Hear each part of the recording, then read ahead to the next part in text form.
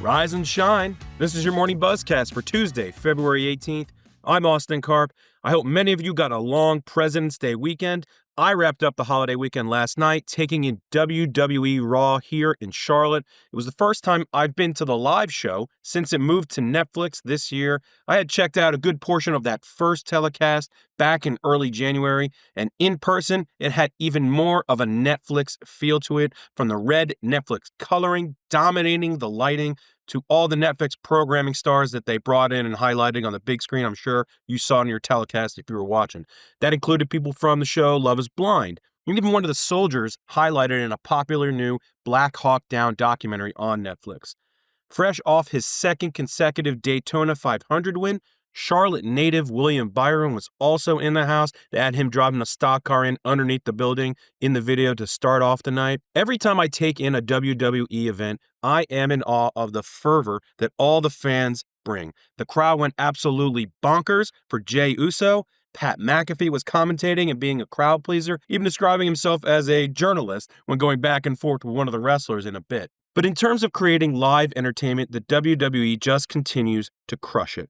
After seeing even a brief promo for UFC's The Ultimate Fighter series on the big scoreboard in Charlotte, that raised my eyebrows for a moment. Obviously, that program is still on ESPN Plus right now, but UFC's rights are still out in the market.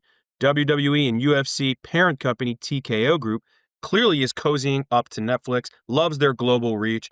And if you listen to Netflix content executive Bella Bajaria on a podcast late last week, she was very coy about the potential for a future UFC-Netflix relationship. A lot of people still think Prime Video may want to carve out some sort of streaming package there, and if TKO wants to land that $1 billion rights deal for UFC that it's talking about, I think that looks like some sort of combo of staying with ESPN and a streaming platform like Netflix. So continue to keep your eyes on that deal, the biggest media rights deal still out there.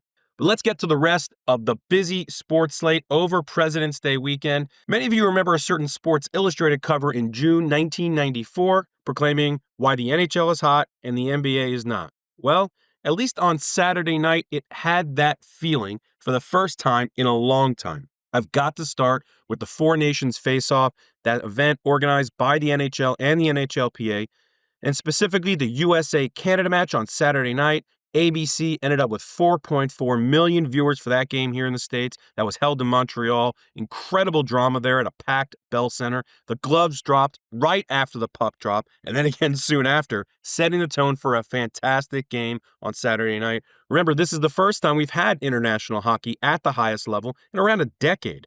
Now, that USA-Canada figure on ABC is only slightly less than what the Pro Bowl did a few weeks ago. Or it's the same audience that Timberwolves and Mavericks drew on Christmas Day across ABC and ESPN. The hockey game, combined with the USA-Finland match earlier on Thursday, those are the two best hockey games this NHL season, period. And maybe it's a shot in the arm for the NHL during the back half of its season, and they certainly need it. National viewership in the U.S. for the NHL down 15% season to date across ABC, TNT, and ESPN. From an event standpoint, players and coaches are enjoying the Four Nations Face-Off as well. This event replaced the All-Star Game this year, and those numbers had, quite honestly, been paltry on TV in recent years. The NHL All-Star Game had delivered over 2 million viewers just twice in the last 20 years. And the NHL gets another crack at a big audience number this Thursday night as USA and Canada are going to play again for the Four Nations Face-Off title. No big competition that night, at least from a sports perspective, but this game on ESPN versus ABC last time, we'll see if it can deliver a similarly sized audience, but you have to be thrilled if you're the NHL with how the first iteration of this event is performing. On the flip side of this Saturday night exercise is the NBA, which went with its traditional All-Star weekend out in the Bay Area.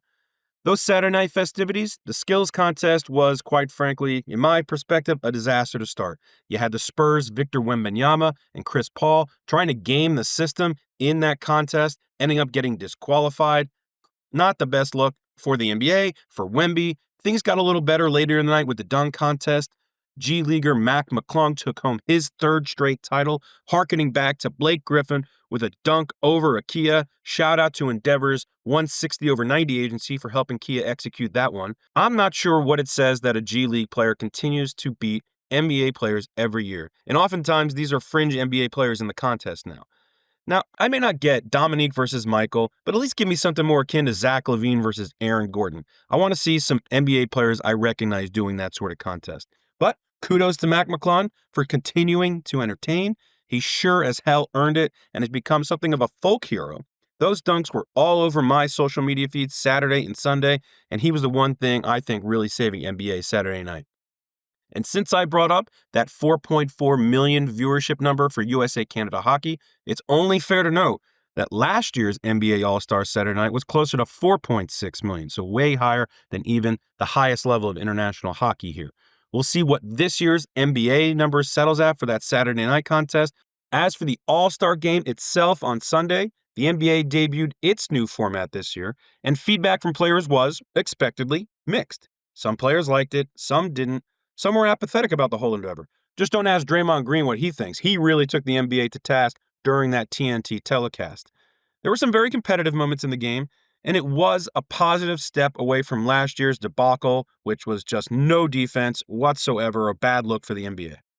But the overwhelming sentiment from players coming away from this NBA All-Star game was that there is support for some sort of USA versus the world format. It's something I got into with Brian Windhorst on last week's SBJ Sports Media podcast. Now, Victor Wembanyama, Giannis Antetokounmpo, they were very vocal in supporting such an effort, but this was just year one of the new format created by the NBA. While I'm a huge fan of international basketball and I'd love to see competitive international type play in some non-Olympic years beyond like the FIBA World Cup, there are lots of decisions for the NBA to make, and maybe they want to see if this format can work for players. We'll have to see a lot of decisions for Adam Silver and his team at NBA HQ.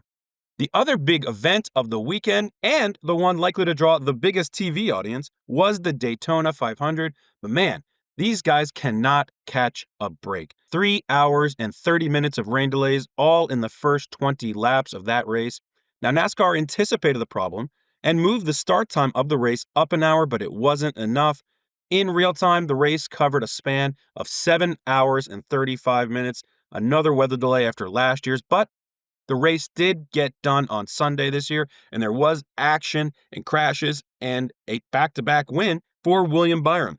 So that's important for NASCAR. Remember, that rain last year in the 500 when it ran on a Monday, NASCAR had to spend the next 8.5, 9 months trying to dig out of the viewership hole that a rained-out Daytona 500 creates, which they did, by the way, to the tune of a 1% increase last season, but it was difficult. Steve Phelps and the rest of NASCAR sure have earned some sunshine for a few years for the Daytona 500, but good to get done on a Sunday and not have to run that race on a Monday on a holiday weekend.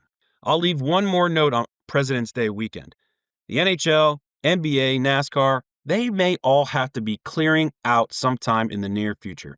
If the NFL extends its schedule again with an 18th game, football fans may finally get their wish and have a Monday holiday after the Super Bowl. That would leave each of these events we just talked about, NHL, NBA, NASCAR, looking for some sort of alternative spot on the calendar. Keep an eye out for that over these next few years. We're just a few weeks removed from the CFP title game, and big change looks to be afoot in college football. Yahoo Sports reported momentum is building within the SEC and Big Ten to further expand the playoff to 14 or 16 teams and assign multiple automatic qualifiers per conference, as many as 4 each for the Big Ten and the SEC. And they would finalize a scheduling arrangement together that may get them millions more in additional revenue from media partners. The playoff format change would also clear the way for the SEC to finally move to 9 regular season conference games. This would also mean some serious potential overhaul of conference championship weekend for the SEC and Big Ten, as well as the ACC and Big 12. Now you got SEC and Big 10 ADs. They're meeting tomorrow. Big 12 ADs are expected to discuss the future playoff format at meetings this week as well. The ACC likely did so last week at its meeting in my hometown of Charlotte. Now, the 14 or 16 team model would grant 4 automatic qualifiers each to the SEC and Big 10, 2 each to the ACC and Big 12, and then 1 to the highest group of 5 champion. It also includes 1, or if they go to 16 teams, 3 at-large spots, one of those obviously intended for the Fighting Irish if it finishes ranked inside the top 14. Either way, 14, 16, I think you figure out a way to keep some sort of first round on campuses. Remember how incredible that looked? Those were really popular, sold out, really a good thing for college football, and incredibly lucrative, probably for those schools that hosted as well. It's the Big Ten and SEC's world, and with Tony Petitti and Greg Sankey driving those buses, we're going to be watching to see which direction the future of the college football playoff takes. A couple other things to wrap things up here on a Tuesday morning.